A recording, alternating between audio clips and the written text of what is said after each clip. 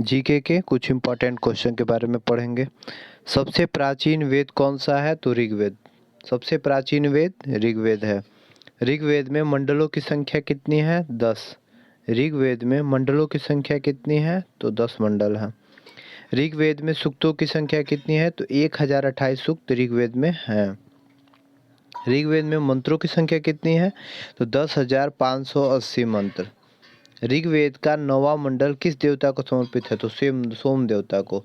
ऋग्वेद का 9वां मंडल किस देवता को समर्पित है? सोम देवता को। गायत्री मंत्र किस मंडल से लिया गया है? तो ऋग्वेद के 3रे मंडल से गायत्री मंत्र को लिया गया है। ऋग्वैदिक सभ्यता का काल कब से कब तक माना जाता है? तो 1500 ईसा पूर्व से 1000 ईसा पूर्व तक माना जाता है। ऋग्वेद में सबसे बाद का मंडल कौन सा है? तो 10वां मंडल।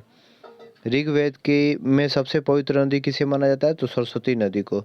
ऋग्वेद में सबसे पवित्र नदी किसको माना जाता है? तो सरस्वती नदी को। ऋग्वेद में सबसे अधिक उल्लेखित नदी कौन सी है? तो सिंधु नदी। तो सबसे पवित्र नदी सरस्वती नदी और सबसे अधिक उल्लेखित नदी कौन सी है? सिंधु नदी। ऋग्वेद में वर्णित सबसे अधिक महत्वपूर्ण देवता कौन से हैं? तो इंद्र। ऋग्वेद में वर्णित सबसे अधिक महत्वपूर्ण देवता कौन से हैं? तो इंद्र हैं। ऋग्वेद में बाद में जोड़े गए मंडल कौन कौन से हैं? तो पहला और 10वां मंडल बाद में जोड़ा गया है। सबसे पुरानी भारतीय दवा आयुर्वेद का वर्णन किस वेद में है? तो अथर्ववेद में। अथर्ववेद मतलब भारतीय आयुर्वेद से संबंधित है।